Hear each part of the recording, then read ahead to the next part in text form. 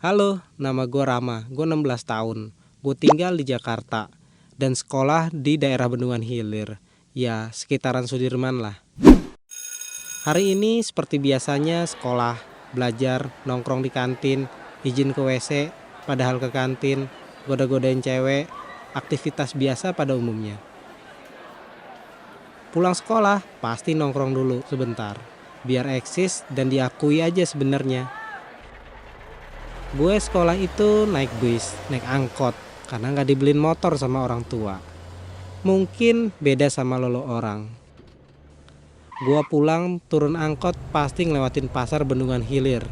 Kira-kira jam 4 sore lah. Kondisi masih rame, namanya juga pasar. Dan lewat belakang perkantoran yang tembus ke Sudirman. Soalnya enak kalau lewat situ, adem sambil cuci mata. Waktu itu gue jalan sendiri.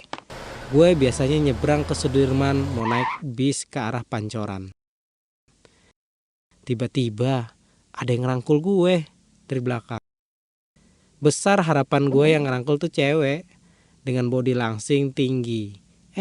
Boro-boro cewek, yang ada laki-laki serem walaupun bodinya kurus tinggi.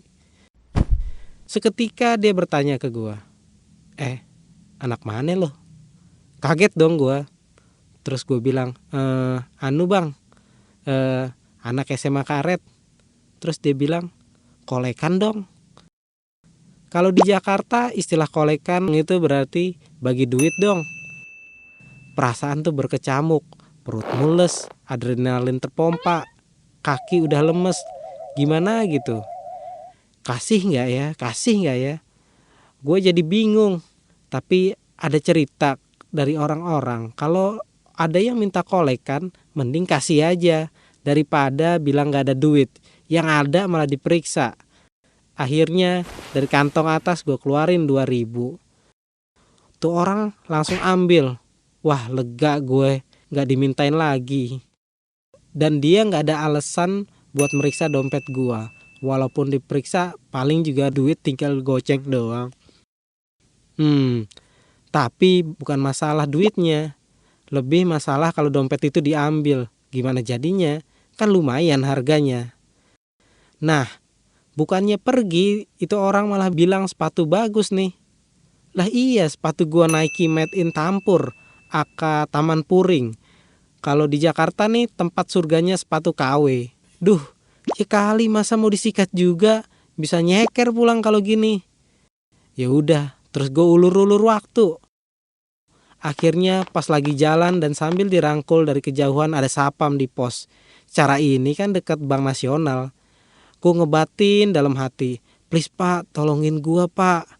Lah itu sapam bukannya bantuin gua, malah diem aja. Seolah-olah bukan urusan saya. Buset nih, chicken amat ya. Tolongin kek, apa diusir gitu. Ini sapamnya malah takut juga. Nyebelin. Mungkin dia sapam baru dan gak mau berurusan sama preman kampung sini. Bisa jadi dia takut dikeroyok. Soalnya tukang palak kayaknya akamsi deh. Tapi ada yang aneh. Pas gue makin deket ke sapam gitu, nih orang agak takut juga ngelihat si sapam. Akhirnya ngibrit lah gue. Nyebrang di Sudirman gak pakai tengok kanan kiri. Untung lagi macet. Sampai seberang, gue tengok kanan kiri. Masih takut dikuntitin tuh sama tukang palak.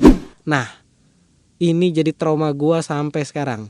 Amit-amit deh kalian semua ngalamin hal yang serupa kayak gue gini. Usahain kemana-mana bareng sama temen lo. Tapi semisal lo ngalamin hal yang serupa kayak gue punya saran buat lo. Pertama, lo kasih duitnya, ikhlasin aja. Berharap dia gak minta lagi. Kedua, lo kasih duitnya, habis itu tuh lo lapor ke polisi terdekat. Syukur-syukur tuh orang ketangkep. Nah, kalau yang ketiga, semisal lo punya kemampuan bela diri dan lo merasa berani, lawan aja. Tapi inget, kalau dia bawa senjata tajam, ikhlasin aja. Dompet seisinya gak seberapa dibandingin nyawa lo.